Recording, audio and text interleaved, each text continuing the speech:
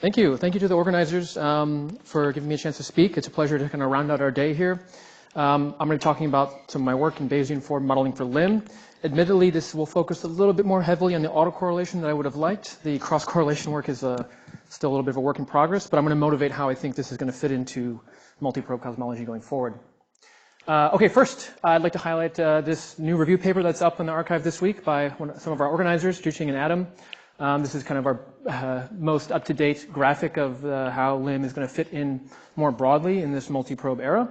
I think one of the key things going forward for the promise of LIM is acting as a high redshift tomographic tracer with which we can use to cross-correlate against integrated probes and, say, photometric surveys.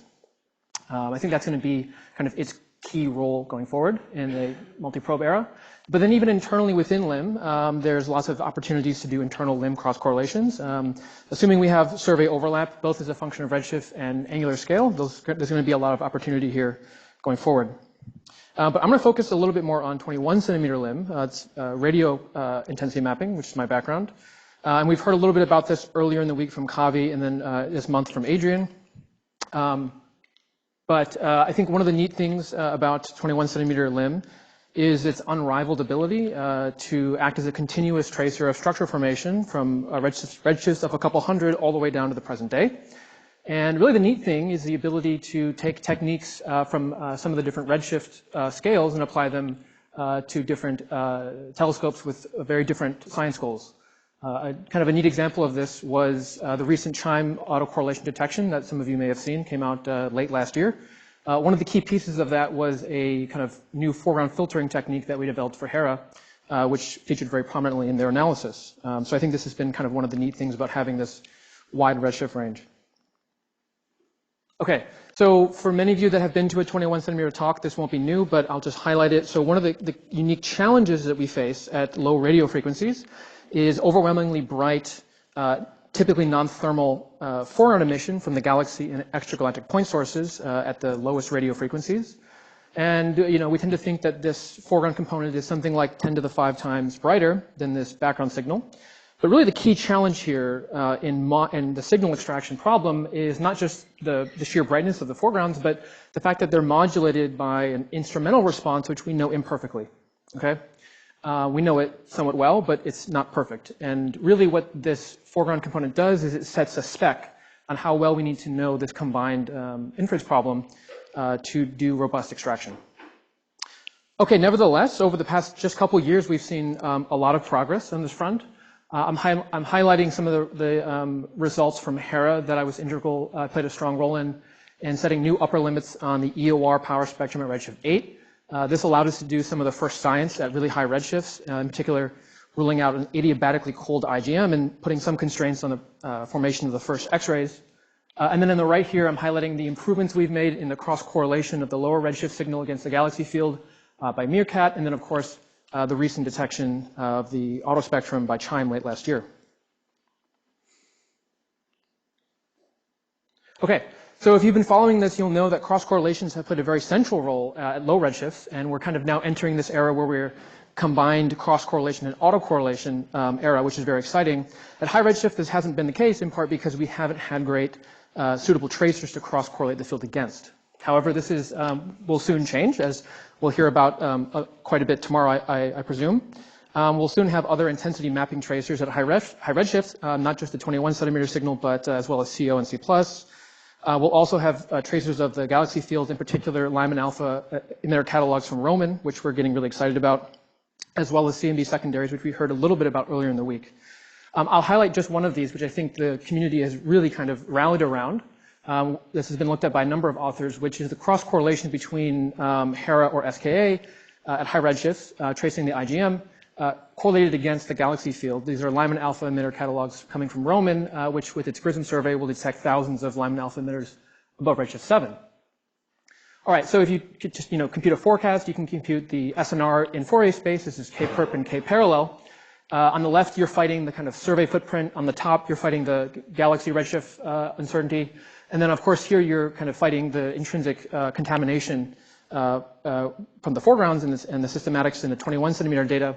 Now, I think one thing that we've been reminded of very well by Cronenberg and Liu recently is that even though in the cross-correlation, these systematics that are independent of the surveys cancel out in the ensemble limit, they still leave a residual variance. And particularly as you go deeper into this wedge, tracking that variance can get a little tricky. It may or may not average down like 1 over root n like you expect. And this can make recovering this information quite difficult. So I think the thesis of what I'm trying to say here is that improvements that we're going to be making in modeling foregrounds and systematics are going to dramatically help the auto spectrum. They're also going to help us uncover some of this information content down here, where we see there's a lot of SNR. Okay. Cool. Okay, so yeah, one of the other things I'll motivate is the way in which we actually make these K-cuts is a little ad hoc currently. You know, if you ask people who are actually working with the data, they might admit to you that typically when we set these cuts, we kind of look at the data and we kind of squint and we say, that kind of looks clean and not. Ideally going forward, we would like a better way to understand what exact regions of this space were being contaminated by foregrounds and systematics. And this has kind of motivated some of my recent work on what I call LIM, which is very similar to some of the stuff we've heard about earlier today. This is the first end-to-end and differentiable forward model for 21 centimeter LIM. It's focused right now on 21 centimeter, although it's extensible to other LIM tracers, so that's going to be kind of future work. But the idea is very similar to what we heard about. You have some parameterizations of your signal, your foregrounds, your systematics. And right now, kind of dissimilar to some of the other work we've heard about, this is more focused on trying to understand the degeneracy between systematics and foregrounds and the signal, which is kind of a unique problem that we face. So really the idea here is to be able to not only do better systematic subtraction, but to forward propagate the uncertainties in those terms to our final products, which we haven't really been able to do in an end-to-end fashion. And you're finding this kind of approach becoming more popular in science cases that are heavily systematics dominated. Kind of a similar example to this is the Beyond Planck project. Okay, and of course, we've heard Hamiltonian Markov chain Monte Carlo mentioned a couple times. So, AutoDiff not only unlocks quasi-Newton efficient solvers, it also unlocks high-dimensional samplers, and so that's part of it. And then also GPU acceleration, which is helping us tackle bigger data sets and more complex models. Okay, so in this proof of concept that I put out last year, I showed just kind of a mock example on a hair data set. Thank you.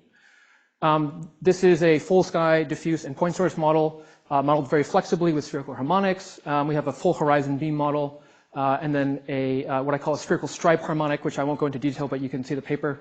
It's just a reparameterization of the spherical harmonics to be orthogonal in our survey mask. And this is, a somewhat modest 100,000 parameter inference problem. And one of the key things that's unique is the ability to set priors at different stages in the forward model. In this case, one of the systematic that we look at here, which is one of the most pernicious systematics, is what's going on in the side lobes of our beam, where it can be more chromatic than we'd like them to be. So I model this with a differentiable spherical harmonic basis, but typically we think of priors in the beam not on harmonic coefficients, but in real space. And so what you can do is you can set the prior in real space, and the back propagation will kind of take care of actually propagating the prior back to the parameters that you're optimizing. In this case, this is a kind of a physically motivated prior where we say we know our beam fairly well down the barrel, down bore site at a couple of % level maybe. But really when we go out to the side lobes, it's really anyone's guess as to what the beam is doing. And so this prior in this space is much more well suited to our understanding of the beam from drone measurements and lab tests.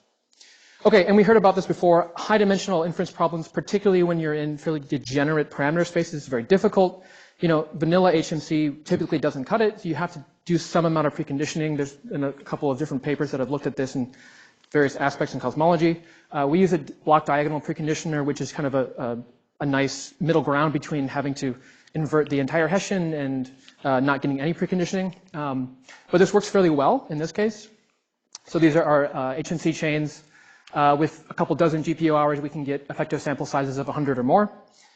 And so rather than showing you a 1,000-dimensional corner plot, we can do kind of posterior predictive checks and forward model some of these chains into a more intuitive space. I'm happy to show you the beam if you'd like, but I'll just for now, for the sake of time, show you what the posterior chains on the recovered signal looks like.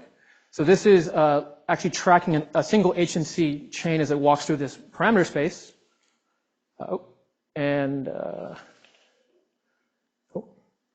this is what that looks like. So here you're seeing fluctuations in the recovered signal that are coming not only from the noise, but the degeneracies in the beam and the foregrounds, which we've never really been able to do. Okay, so we can check our summaries. So this is just looking at, if I take the power spectrum of my recovered chains, divided by the input Mach power spectrum that I put in. These are these black points. In blue, you're seeing the thermal noise that we can compute very easily. We know how to do this. What's been very difficult is to fully propagate the uncertainty coming from our beam and foregrounds, and that's what you're seeing in red. And so this is really the first time we've been able to do this in an end-to-end fashion, and you can look at this in two ways. One, you can say, aha, this is kind of giving me an indication of the scale cut, right, at some level. And if you want to throw out information below that scale, then you can do that. But you can also try to recover this information as best you can by incorporating this error budget into your analysis. Okay, so in the last slide here, I think more broadly, the thing that I'm trying to convey is not that we've solved the systematics problem, but really that we're trying to leverage some of the tools at our disposal to take a bigger bite out of this uncertainty quantification problem that's kind of plagued us in the past. And specifically, starting with some of the easier things that we do, beam mapping, calibration, joint foreground, and calibration, which typically we condition on one and solve for the other, which is not strictly correct.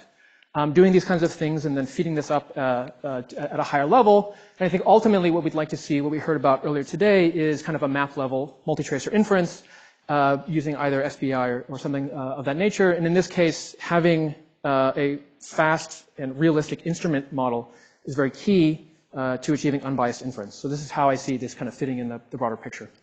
And with that, I'm happy to take questions. So, thanks.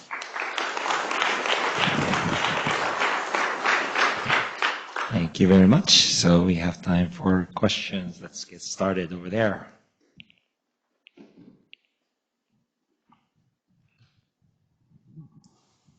Hey, thanks for the great talk. I was curious, in your model, how you model point sources. Is this like a parametric model?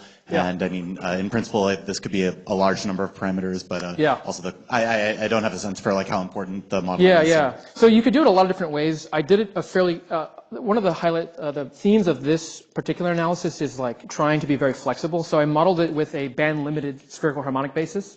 So basically the maximum baseline of your array sets your resolution, and that's like an L max. And you can basically use a foreground model that goes up to that L max, and that's a combined diffuse and a point source model, if you will, for the array you have. But that's one of the hard things is that obviously the parameter count goes up quite significantly when you improve your L max, and so that's one of the kind of scaling focuses that we have going forward. Thank you. Yeah. Okay. Questions over there? How many parameters do you need for the spectral response as a function of time for all of your different elements? Yeah. Let's see, I actually didn't put it in here, but so the foregrounds intrinsically are smooth, right? So you can give it a handful of parameters. The beam model is more because we think that that's where a lot of the spectral structure is kind of leaked. So I think there's a dozen-ish, and these are kind of orthogonal polynomials. You can use more clever bases. But this is kind of where in the last bit here I get to the model selection problem, right? We can kind of use our intuition to set the degrees of freedom, but that is a choice you have to make. So that's where kind of more clever model selection techniques will come in to tune those values. Yeah. Thanks. Any other burning questions? If not, let's thank Nick again. Thank you. Thank you.